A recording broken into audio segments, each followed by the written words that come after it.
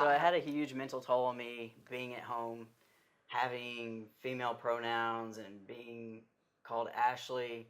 And at the same time, I was still living at home, and I was working at the hospital, and I transitioned fully at the hospital. So you transitioned while you were working as a nurse. So did the people at the hospital, your coworkers, were they accepting, and did they then use the correct pronouns? Or, yes. and they were very were empathetic about it? Or sympathetic, empathetic? Right. They were very accepting. It was kind of crazy how it went down because I legally changed my name the day before orientation.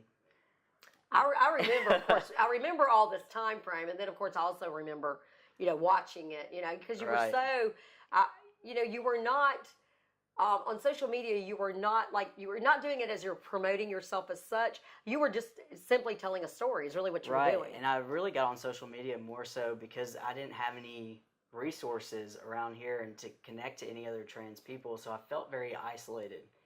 And that has given you sort of that sense of community, hasn't it? Right. It was, in the beginning, it was more to connect with other people, feel like more like I'm normal and having people to relate to. And then now that it's evolved and I'm further on to my transition, it's kind of cool how a lot of people come to me and say, I've watched your transition the whole time and you've been very inspiring to me and you made me feel like I can do this too. And now I'm a year on T, and it's been very cool to help other people out where I never thought it would come out to being that way. You were, as you said just first, you were actually, I don't want to say selfishly, but you were actually seeking resources for yourself, and Right. and in doing that, you have then helped others. So Right. isn't that, and that kind of what life is all about, Right. So, and that's, why we're doing this, as we said, to just to be another, avenue or another resource for someone to say, and you use the word normal, that you are normal. Right. That because of being able to realize that this was a medical condition, and you're a nurse, okay? So as a nurse, have you had conversations, not only obviously with your own medical doctor, but and I know you've done a lot of research. I mean, the science or the medical research behind that this is a true condition. This is, and obviously has been going on for, since the beginning of time, I'm sure, but people just didn't have resources. Yeah. More and more science is coming out, and I think I seek that validation more so in the beginning than I have now, because I felt like I needed it more then, whereas now I'm not so up to date with all the science just because I've accepted myself for who I am, and I don't need that validation anymore. But there is science behind it. I've had conversations with people in the medical field, and it's kind of been a way to be an advocate too that way, because I know I working with people at the hospital, I worked with it was in Decatur, so I was with a lot of people that are very conservative, and so I've changed a lot of people's minds just by being myself, which is really cool. And it's kind of surprising in a way that, it's not seen as much around here just because people aren't as accepting, but even medical doctors I've had to educate around here. So obviously medical doctors who are, not your transitioning doctors or surgeons, but like if you're talking to just like a family your practitioner. Oh, that's right. Oh, the ones you work with at the hospital. Okay. Okay. Yeah. You think okay. I will add a blonde moment. I did have my hair colored the other day. So, but the roots blonde are really still there sometimes. So, and y'all have these conversations with different doctors, and even though they know, it's just like anything else. If they're not doing, it's just like with, my husband being a lawyer.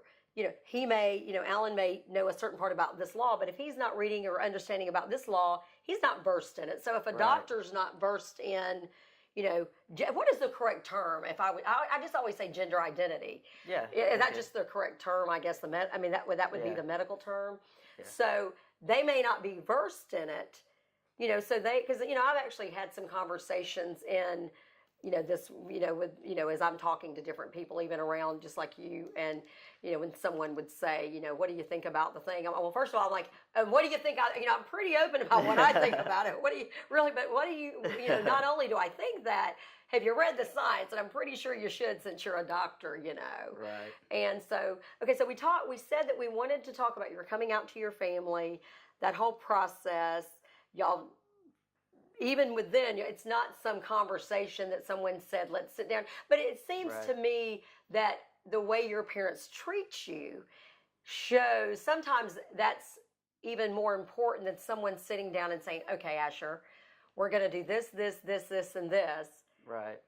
And then perhaps not act that way. Your parents have shown you by the way they treat you. Right. And that they've continued to love you. I know that you're the uncle of a little one. I know you're very happy about being Uncle Asher. Yes. And I know that they refer to you as Uncle Asher. So obviously that gives me chills. Look at that chill bumps. I get chill bumps from that, Asher. Look.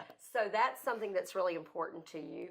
And we wanted to also talk about, you said, when you started this, you were still a a nursing school student. Mm-hmm. And so when you talked about a little bit about being here in Decatur, then when you went to Nashville, you said, I was a little bit nervous on that contract because I said, and then we want to talk a little bit about dating. Like, I was like, how do you do that? I mean, you don't want to walk up to somebody, hello, I'm Asher, and I used to be da-da-da. Yeah. You just want to be who you are. Right. Yet there is, I'm not saying that you owe someone something, but, or do you? I don't know. I mean, I don't know. Do you or do you not? I don't know. I feel like, well, it's maybe hard to navigate. That is such a great way to say it. It's hard to navigate. Perhaps in your work, not. When we get to dating, we'll kind of talk about that. But work, as far as work, when I was here in Decatur, I was completely out. My manager at the time, she knew that I had changed my name. I started T a week after starting there. Mm-hmm. And so I was still in orientation, and she brings me into her office and was like, I just wanted to talk to you. I see you've changed your name. I just wanted to know if you wanted to be referred to as male or female. Oh, so that's what we talked about. You asked somebody, Yeah, she did it in the perfect way. And she was like, do you want me to tell people? Do you want to do it yourself? How do you want to navigate it? And I just told her, I don't know. I'm just going to kind of play it by ear. You tell who you need to. And I think what she did was she told the charge nurses, so they were informed, and I told people as it went on, and it just trickled from there, and everybody was super accepting. Just accepting. Yeah. And I think, too, the way you carry yourself, you as you said, all that therapy did help you realize who you were. Right. So then you have, I wouldn't even say that you've become that person. I think of course it sounds so, la, la, la, but it's really as if this person was born. It's like, okay, because you are, I still see that same heart and that same compassion, but you've just become this person, Yeah. And so it works. So now you also said you're getting ready to move out west, correct? Yes. On a contract. How much fun is that to Colorado? Yeah. How cool is that? And you said you're able to just socialize and be around new people, and you hope that you will be able to continue to show. Right. It's going into travel nursing. I wanted to push myself and get myself out of my comfort zone and kind of facilitate personal growth. And going into it, I thought it would be a cool way of opening people's minds in so many different areas of the U.S. So far, I did Nashville for 6 months, and then next I'll be in Colorado Springs for 13 weeks. How cool. So you'll continue doing these contract jobs. Yeah. I want to read just a little bit about this. It was Brene Brown, Yes. correct? And it was just a part of this quote that you have a scrapbook of sort of the beginning. And of course, I told you, I'm going to do it, right? I told you what I was going to do. This is when we had Justin Bieber hair. Pretty much knew you then. Because I'm telling you, I gave you heck about it then, and I'm going to give you heck about it now. I get it from everybody. I know, you get it from everybody, right? Yeah. Justin Bieber hair, okay? I'm sorry, but that is, it is cute. Everybody, but everybody did talk about your Justin Bieber hair. Yeah. But it's kind of cool. But this is a scrapbook, and in all seriousness, it is a very, it's a walk through your life of something that's a very serious journey. And as we said, this is what you read before you told your parents, and I told you to read it, but you said you didn't think you could, so you told me to read it. I hope I can read your handwriting. Yeah, me too. This is from Brene Brown. Daring greatly is not about winning or losing. It is about courage. In a world where scarcity and shame dominate and feeling afraid has been second nature, vulnerability is subversive. Uncomfortable, is that right? Yes, uncomfortable, it's even a little dangerous at times. And without question, putting ourselves out there means there's a far greater risk of feeling hurt. But as I look back on my own life and what daring greatly has meant to me, I can honestly say that nothing is as uncomfortable, dangerous, and hurtful as believing that I'm standing on the outside of my life, looking in and wondering what it would be like if I had the courage to show up and let myself be seen. Wow. That gave you the courage, didn't it? Yeah. Wow. Okay. We'll end on that. This And still then we'll gives come me back. chills.